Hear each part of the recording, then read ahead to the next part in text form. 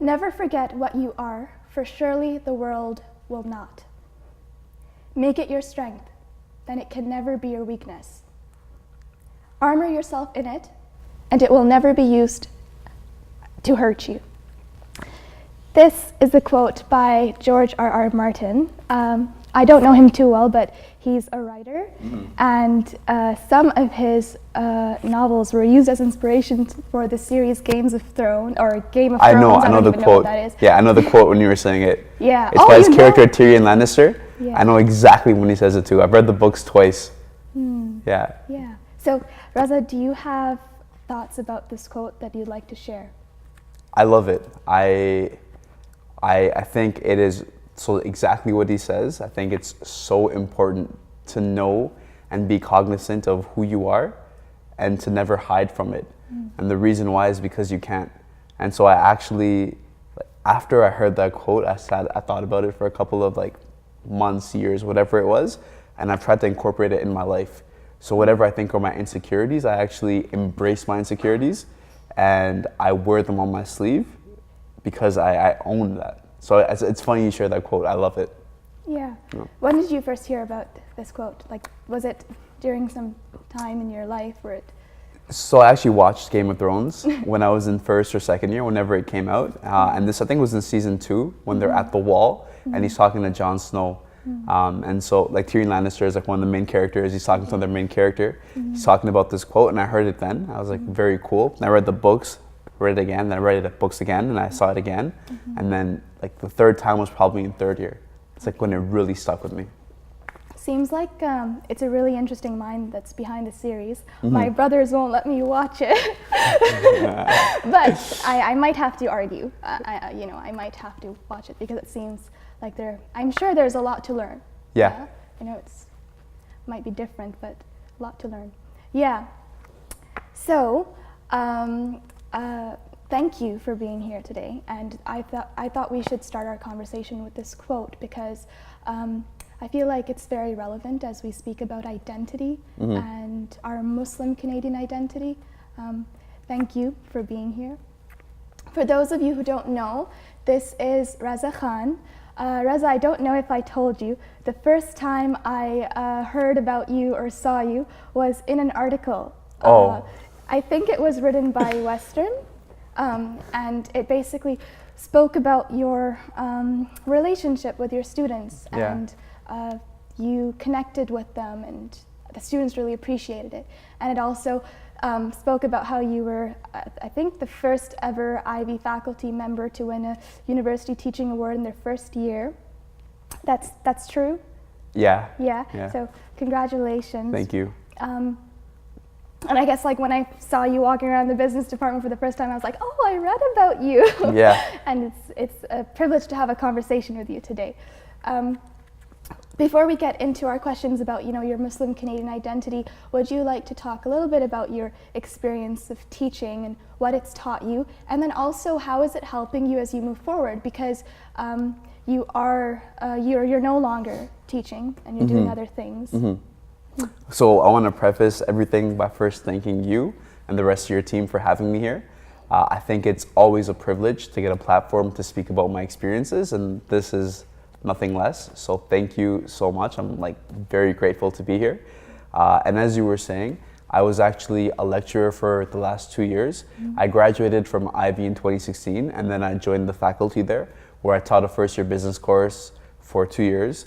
I taught about 85 students per class, and I had 3 classes each of the years that I taught, and it was the best experience of my life. So like you were saying, I became very close to all of my students. I got to know them all, not only their names, but very personally as well, and got to hear their different stories and find out what made them, what motivated them, and what difficulties they found in life.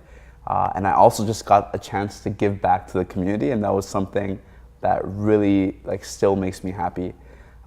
So now I'm working at TELUS, but teaching has just changed my life. I think that it is much easier for me to connect with people because I was able to connect with so many different kinds of people before.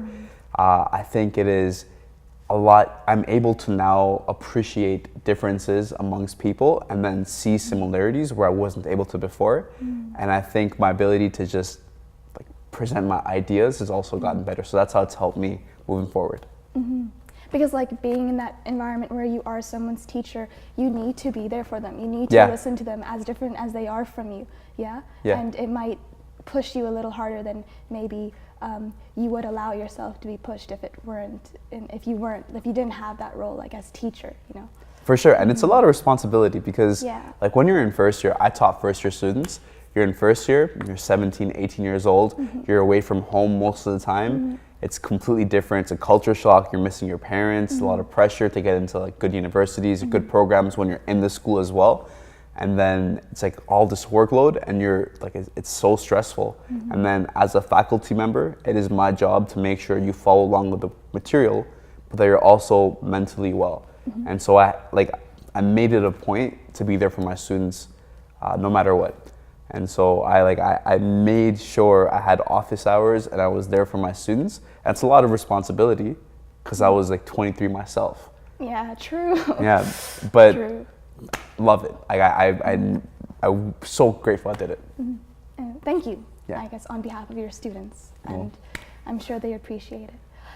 Okay. Cool. So, what does the Muslim Canadian identity mean to you? So the Muslim Canadian identity means it's basically, to me, it means who I am as a person. There's the Muslim and then there's the Canadian part of it. So when I think of Muslim, you know, it's someone who believes in Islam. Some of the words that come to mind are charitable, disciplined, respectful, loving, right? And someone that believes that there is a creator that's watching out for us. I think those are all things that encompass what a Muslim is. And then in terms of Canadian, I think Canadians are those that fight for the freedom of others, those that accept everyone, those that are kind and those that are polite. And so when I think of a Canadian Muslim identity, I think it's a mix of both those characteristics. So everything I said, but just a mix of the two. You feel like they go hand in hand? Absolutely. Yeah. So I know that Canadian, when I think of Canadian, I think Canadian is, okay, what I want to say is a real Canadian is someone who is from, like, who has differences, but wants to be Canadian. So what I mean by that is, like, if I'm Pakistani Canadian or Muslim Canadian, I'm an even stronger Canadian than if I'm just a random Canadian. Like, it's my it's my differences that strengthen. Yeah, I get what you're saying. Because it's like we take the best of every culture and then we bring it all together. It's so multicultural. And so I do think they go hand in hand. I think being Muslim makes me an even stronger Canadian. Because most of us too come from somewhere else, right? Like we all are essentially settlers on this land. So most of us do have that something Canadian. And it's almost like being a Canadian, you kind of have to have that other part. Yeah. And it's just like, it's being open to everyone else's culture and accepting and loving them. Like, that's what makes you Canadian. And then when you can bring some of your own, like, it's like going to a one dish, right? You're bringing your own dish and then you're enjoying everyone else's. Like, that's what Muslim Canadian is, right? I'm bringing the best of my culture and then I'm taking some from the auntie, like, somewhere else, you know, like, that's what it is. Yeah. That's my take on it. It's being Canadian is like a one dish. I like that. Yeah. Okay, guys, being Canadian is like a one dish. Do you think there is a stereotype for Muslims in Canada? Yeah, unfortunately. And I think it really depends on... Sorry? Unfortunately or fortunately? Because it doesn't have to be a bad stereotype. Exactly. So I think fortunately and unfortunately, and it depends on where the person is in Canada, because Canada is a very big country.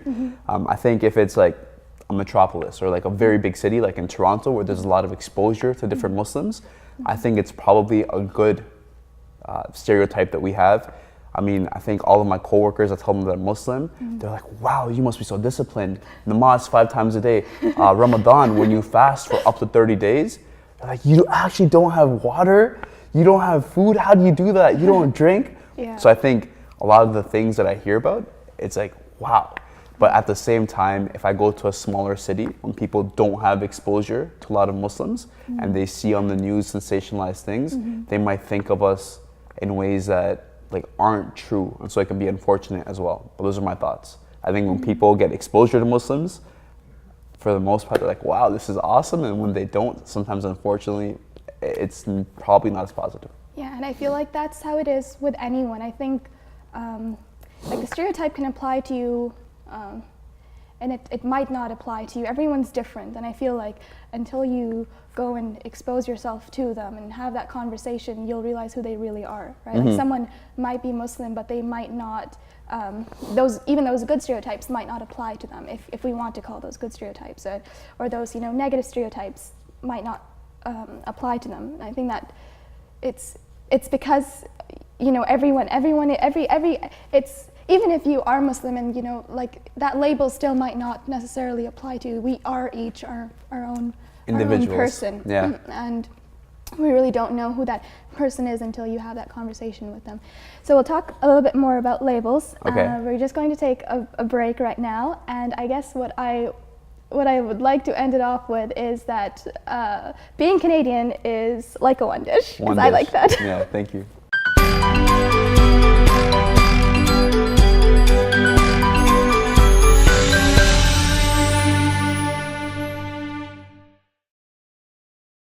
We're back, and Raza was making fun of my Urdu during the break.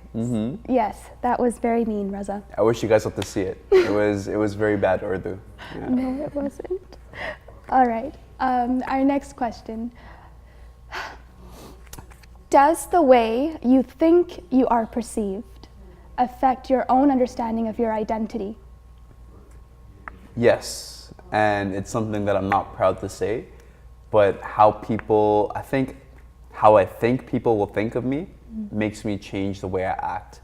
And so what I mean by that is sometimes I think although there's a lot of positive stereotypes about being Muslim or that come with being a Muslim, there's also some that I don't think are true to me. So sometimes we're more conservative in the way we act, or sometimes we can be more strict. And so I think when I fear that people think that of me, I try overcompensating to the other end of the spectrum, just to say like, look at me, like I'm Muslim, but I'm not what you think I am. And so although I'm not proud that someone else's perception of me makes me change how I'm acting, it is something that I do struggle with sometimes. Yeah, and it's interesting because sometimes the way that we think someone is perceiving us is not even, what's going through their mind. Yeah. So like, it's funny because in the beginning when you said that you saw me walking around, you're like, hey, you're the guy that like I read about. I had no idea. And if I ever saw you in like the hallway as I'm walking, I'm like, oh, she has no idea who I am. Like maybe she hates me just because that's like, no, sometimes I'm weird. Sometimes I think that. And then you actually have no idea what people are thinking about you. Yes. And then it's funny how it's just something. I hope I didn't give that vibe. I was just walking around and you think I was just walking. I just thought like you were jealous of my Urdu and you wished that you had it too, so you're hating. My Urdu is better than your Urdu, okay, Raza. Okay, let's go. All right. I'm kidding. Your Urdu is good. Thanks.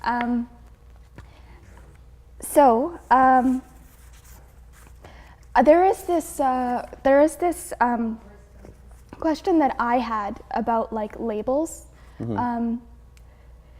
It's interesting because I feel like labels, we all probably do identify with certain labels, but it can be seen as something that divides us from the rest of the community, or it can be seen as something that brings us together. Do you think that by referring to ourselves as Muslim Canadians, we somehow divide ourselves from the rest of the community? No. Like strongly, I don't think so. So like I was saying before, if Canada is a one dish, then being labeled as Muslim like helps us bring a unique perspective to the Canadian mosaic, or just like Canada altogether. And so when I say that I am Muslim Canadian, it's like adding a new perspective and it's adding new insights to share with everyone else. So I actually think that being something Canadian makes me a stronger Canadian than if I wasn't. I know that like I'm Muslim, so there's certain things that I follow. And when I tell my friends about it, they become very excited because I think a lot of Canada is about diversity and learning about other people. So I actually think that the more I have to share with them, the more excited they become at learning about it. I actually really like the fact that I'm Muslim Canadian, Pakistani Canadian, right? Because I think that that's what makes us Canadian in general. Yeah. And by like sharing our stories with one another, it can almost bring us closer because it like encourages the other to open up. Yeah, go ahead. Sorry, I was gonna build on that. So it's funny because a lot of my best friends, like my best friend of all time is Pakistani. Right? His name is Omar. He got married last year. Like I was his best man, my best friend for life.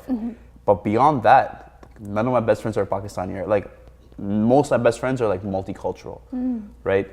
And it's like at first you'd say like, well, you're Pakistani, you're an immigrant, like maybe you'd vibe with other Pakistanis.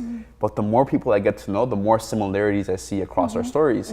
Like we have such similar values, we have such like similar ways of thinking. And so it's funny because the more you share your truth, the more you learn that it's the same truth for everyone else, and the more you get to appreciate them. I like that, the same truth for everyone else. Yeah.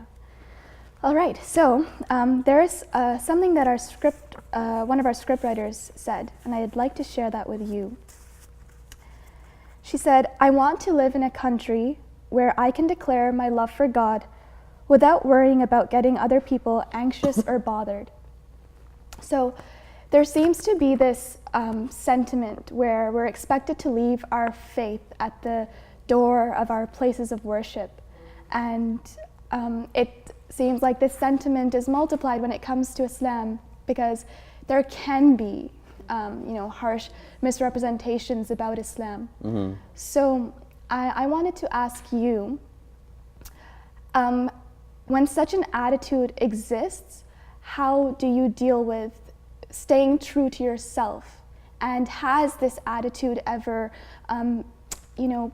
made you a little like hesitant to be true to yourself? So by attitude, what you mean is? Like the attitude of, we don't really want to hear about faith and sort of leave that at your, at your door of worship, unless that's an attitude that exists in our mind and it's not actually out there. But have you ever felt a little hesitant to be true to yourself because you felt like you couldn't just talk about your faith? Or declare your like love for God? Yeah, I think when I was younger, like I really wanted to fit in. And so I think I tried to stay away from topics that would make me different than everyone else. So like for instance, if I'm the only Muslim in a group of people, I don't want to bring attention to the fact that I'm a Muslim because I want to fit in with everyone else. So I'll focus on things that we all have in common. I think now that I'm older, I don't find that problem anymore. I am proud of everything I believe in. And so I'm very vocal about being Muslim. And I actually found that most people are so receptive of it. I think that when I declare like my passion for Islam, or when I declare my passion for Allah, it's not like this is my passion and you have to follow it. It's like this is my passion and this is how I'm wired. And when I frame it in that perspective, people are so like curious. They're like, oh, so you've never drank before? That's so cool. You only eat halal meat? That's so cool. And people are not only curious, they're accommodating.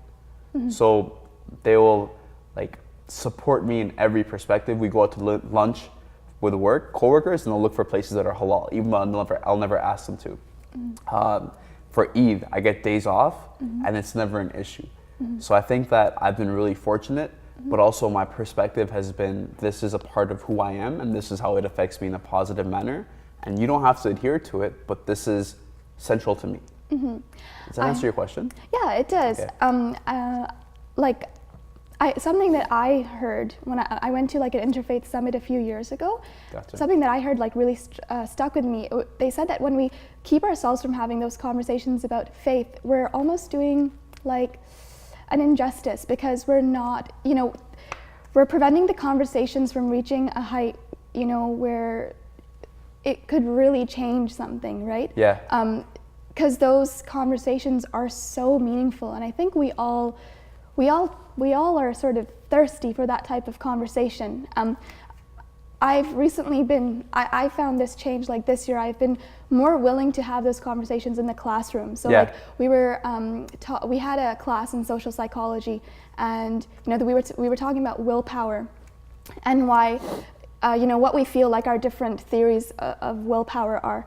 And I I was a little hesitant at first, but I sort of shared like how I feel when I do things for the sake of Allah. Like it gives me greater willpower, because essentially we were talking about like how when we exert a lot of willpower we get tired, and like we all feel that sense of like tired when we're like striving, we get tired. But I read this quote that said I like getting tired for the sake of Allah, and so I shared that with the class. I said this is how it works for me. And it was cool because I felt like it steered the conversation in the classroom in a way where people were willing to be vulnerable. Like after that, I noticed a student share like a really personal story about how she was holding back from something, and how she was like exerting willpower. And anyway, it was a very personal story. So I feel like it's so important for us to at least try to like have those conversations. I just want to quickly for sure. echo what you're saying. Mm-hmm. So I started a new job and I'm meeting brand new people for the first time, and I don't like small talk. Like I'll ask you like, how's your day going? What are you passionate about? Mm-hmm. And people are like, is this an interview? And I'm like, I just want to get to know you better, And so one thing I've been talking about is like religion and how it's played in my upbringing, and I'm hearing the perspectives of other people. So like my manager, right? He's a Sikh. And so we were talking about religion and how his parents are and how that affected him, and how I'm Muslim and how my parents are. And I got to learn about him so much better. I know him in 2 months so much better than I would have in 5 years if I just kept asking, how is your day? How is your day? How is your day? And so I'm actually very grateful, because I think that religion is central to a lot of people's upbringing. And so if you get to learn about their experience with genuine curiosity, like you get to learn about them, and I'm a big fan of that. Yeah, like religion or spirituality or any sort of anything, even just their upbringing in general. Like the more you get to know them, the more you get to vibe with them and see what makes them tick, and the more you're invested in their success. I think these are all important things. I don't know. I think I think we have like a minute or so I'll try to be quick. But I think like I didn't have problems. Like if someone said that they're going to a party or they're going to drink, like don't have problems there. But that's just because like it was so ingrained growing up that I wouldn't do it. It almost becomes like easy for you. So that isn't me like struggling for like Allah or like a jihad, because it's so easy for me. But I think like what was tough like was that like feeling of like loneliness, or like that feeling of like not being sure, and just sometimes being so lost. But I think like that has been a test of my faith. Like, do I have trust in God that like whatever is going to happen is for my best? And so like I've had to learn that, like where I felt like I failed, or we do fail, and that's okay to say, like we fail. Where I felt like I failed, and I probably did like fail an exam before.